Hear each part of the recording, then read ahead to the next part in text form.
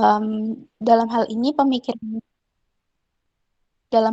pemikiran hukum sebagai a tool of social engineering atau sarana pembangunan masyarakat pertama kali dikemukakan oleh Rescue Pond. Jika disesuaikan dengan situasi dan kondisi di Indonesia, dapat dikutip pendapat Mokhtar Kusumaatmadja bahwasannya konsepsi hukum sebagai sarana pembaharuan masyarakat Indonesia lebih luas jangkauan dan ruang lingkupnya daripada di Amerika Serikat. Alasannya karena lebih menonjolnya perundang-undangan dalam proses pembaharuan hukum di Indonesia. Walaupun jurisprudensi memegang peranan dan ditolaknya aplikasi mekanisme dan konsepsi tersebut yang digambarkan akan mengakibatkan hasil yang sama dari penerapan paham legalisme yang banyak tentang Indonesia. Kemudian, hukum yang digunakan sebagai sarana pembaharuan dapat berupa undang-undang atau jurisprudensi, maupun keduanya. Seperti dikemukakan oleh Mokhtar tadi, bahwasanya di Indonesia yang paling menonjol adalah perundang-undangan, sedangkan jurisprudensi tidak begitu berperan. Agar dalam pelaksanaan perundang-undangan yang bertujuan untuk pembaharuan dapat berjalan sebagaimana mestinya, hendaknya perundang-undangan tersebut dibentuk sesuai dengan hukum yang ada dalam masyarakat. Jadi, hukum mencerminkan nilai-nilai yang ada dan hidup dalam masyarakat. Hukum selain menjadi sekumpulan aturan yang harus ditaati juga diharapkan dapat menjadi sarana pembaharuan dalam masyarakat. Hal ini dapat dipahami karena dengan hukum yang ada, masyarakat diarahkan dan diharapkan akan berperilaku sejalan dengan hukum yang telah dibentuk. Pembentukan aturan hukum untuk memperbaharui atau mengatur masyarakat, sehingga konsep sebagai sarana pembaharuan dalam masyarakat dapat tercapai sesuai dengan yang dikehendaki oleh hukum itu sendiri. Ketertiban, kepastian, dan manfaat hukum yang merupakan tujuan dari hukum dapat tercipta apabila anggota masyarakat mempunyai tingkat kesadaran hukum yang tinggi, yang mana parameter yang digunakan untuk mengukur sampai seberapa jauh suatu masyarakat dikatakan mempunyai tingkat kesadaran hukum yang tinggi dapat dilihat dari beberapa hal. Yang pertama, dari kehidupan politik yang menjunjung tinggi prinsip-prinsip demokrasi. Yang kedua, terciptanya sistem penyelenggaraan negara yang bersih dari korupsi, kolusi, dan nepotisme. Kemudian yang ketiga, adanya pertumbuhan ekonomi secara merata pada semua wilayah secara wajar. Kemudian yang keempat, berkembangnya sistem informasi dan kebebasan pers yang bertanggung jawab. Yang kelima, rendahnya angka tingkat kejahatan.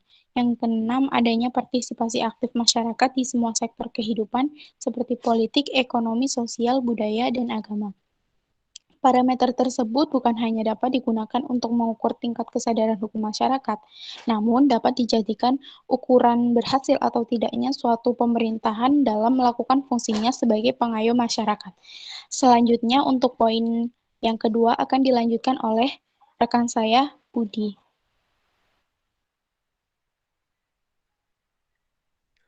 Oke, poin selanjutnya ada implementasi hukum dalam perubahan masyarakat. Di satu sisi, hukum bisa menjadi sarana pembaharuan dalam masyarakat, namun ada juga hukum yang tidak dapat diterapkan sehingga tidak membuatnya menjadi sarana pembaharuan. Bagaimana contoh sebelum adanya amandemen Undang-Undang Dasar 1945, pemilihan presiden sama sekali tidak melibatkan masyarakat karena presiden dipilih oleh anggota Majelis Permusyawaratan Rakyat sehingga masyarakat tidak merasakan secara langsung akan tetapi hanya menjadi penerima dari keputusan yang dipilih oleh anggota MPR. Namun dengan amandemen Undang-Undang Dasar setelah era reformasi dalam pasal 6A Undang-Undang Dasar Negara Republik Indonesia tahun 1945 dinyatakan bahwa presiden dan wakil presiden dipilih dalam satu pasangan secara langsung oleh rakyat. Dengan adanya aturan baru dalam amandemen Undang-Undang Dasar 1945 ini dengan sendirinya membawa perubahan di dalam masyarakat di mana masyarakat atau rakyat memilih hak untuk memilih presiden dan wakil presiden yang mereka inginkan, sehingga hukum yang dibentuk sukses menjadi sarana pembaharuan di mana sebelumnya rakyat hanya menerima akan tetapi sekarang sudah bisa menentukan. Misal, contoh lain misalnya dapat kita lihat pada suatu peraturan yang dibuat kemudian, misalnya seperti peraturan daerah kabupaten yang mengharuskan pengunjung objek pariwisata membayar retribusi atau karcis masuk. Contohnya di objek wisata pemandian air panas Sungai Medang yang terletak di Kampung Kerinci, Provinsi Jambi. Sebelum adanya perda yang mengatur hal tersebut, masyarakat yang bukan warga desa setempat bebas mandi tanpa adanya pungutan biaya sepeser pun. Namun setelah dikeluarkan perda tersebut, mau tidak mau masyarakat yang ingin mengunjungi objek wisata tersebut harus membayar sebagai konsekuensi dari sebuah aturan yang terbentuk. Dengan perda itu pun objek wisata sudah memiliki pos penjagaan karcis. Setiap pengunjung tentu melewati pos tersebut dan diwajibkan membayar. Dari hal tersebut dapat kita lihat bahwa dengan adanya hukum maka terjadilah pembaharuan bagi masyarakat. Masyarakat tidak bisa menikmati lagi objek wisata dengan gratis.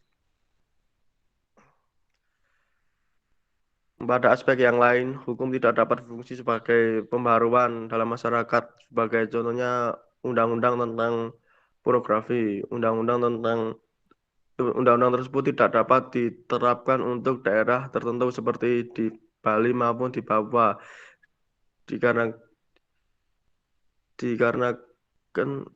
kultur atau budaya mereka hal semacam itu dianggap biasa, sehingga aturan mengenai hal tersebut yang menyangkut pornografi tidak bisa diterapkan dan masyarakat juga tidak menunjukkan perubahan dengan adanya aturan itu, sehingga dalam konteks yang demikian hukum telah gagal menjadi sarana pembaharuan di dalam masyarakat.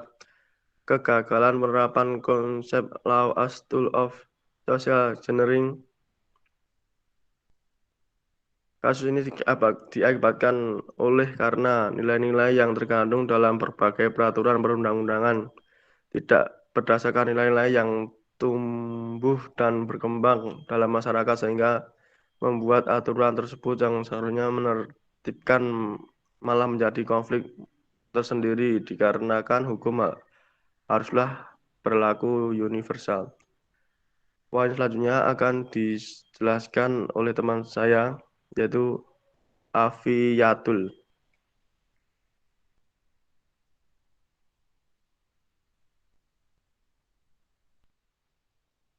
Fungsi hukum sebagai alat dan cermin pembaharuan masyarakat.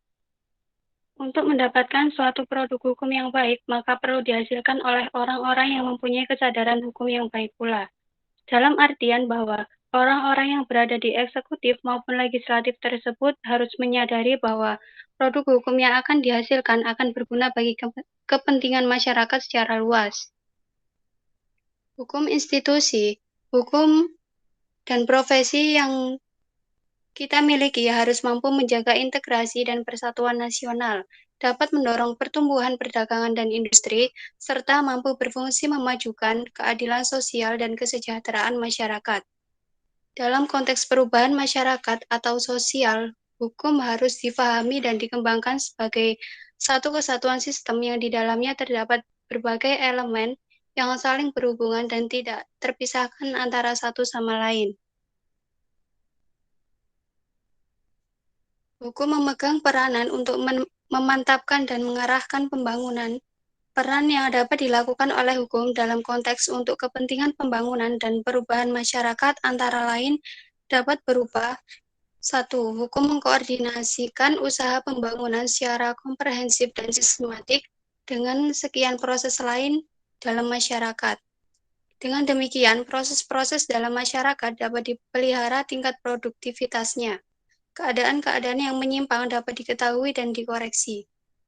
2. Hukum menjaga prediktabilitas dalam masyarakat, antara lain dengan bekerja sebagai asas yang mendukung ke arah itu.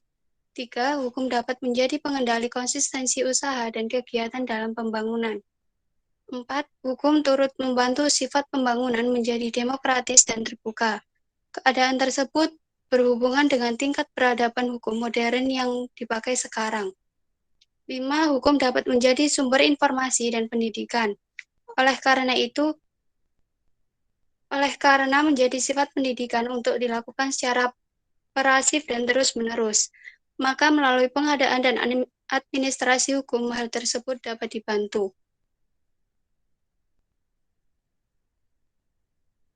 Fungsi hukum di satu pihak dapat dipergunakan untuk sarana dan alat perubahan masyarakat ke arah tatanan yang lebih baik. Dan di lain pihak, hukum juga dapat dijadikan sarana dan alat untuk mempertahankan tatanan masyarakat yang sudah ada. Oleh karena itu, peran hukum sebagai alat perubahan masyarakat akan selalu melibatkan komponen hukum yang lain untuk bekerja sebagai satu kesatuan sistem yang tidak terpisahkan dan saling mengisi serta melengkapi. Dari fungsi tersebut dapat diambil kesimpulan bahwa hukum sebagai salah satu perangkat kerja sistem sosial harus mampu mengakomodir kebutuhan dan kepentingan serta mampu memberikan pelayanan yang berkeadilan bagi masyarakatnya. Hukum harus mampu mengintegrasikan semua kepentingan dan sumber daya yang ada dalam masyarakat, sehingga dapat tercipta adanya ketertiban, keamanan dan perdamaian atau social order dalam kehidupan masyarakat. Di samping fungsi hukum seperti tersebut, khususnya hukum dalam pengertian hukum positif atau peraturan perundang-undangan merupakan salah satu metode dan instrumen untuk mengatur dan mengarahkan kehidupan masyarakat menuju cita-cita yang diharapkan. Peranan peraturan perundang-undangan dalam pembangunan atau perubahan masyarakat memiliki peran yang lebih dominan dibandingkan dengan produk hukum lainnya.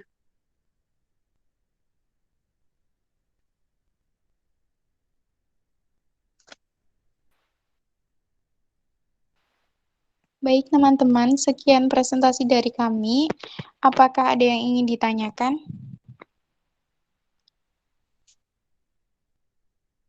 Sebelumnya, mohon izin bertanya, Pak, apa ini dilangsungkan kepada kelompok berikutnya terlebih dahulu atau sesi tanya jawab terlebih dahulu?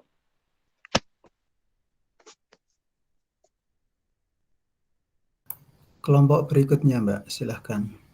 Kelompok 12. Baik, Pak.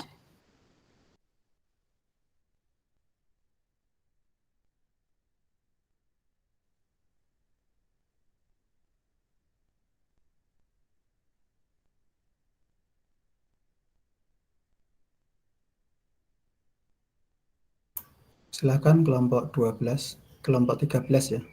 Kelompok 13, Pak. Saya kelompok 12. Oke ya, kelompok 13 untuk menyampaikan makalahnya.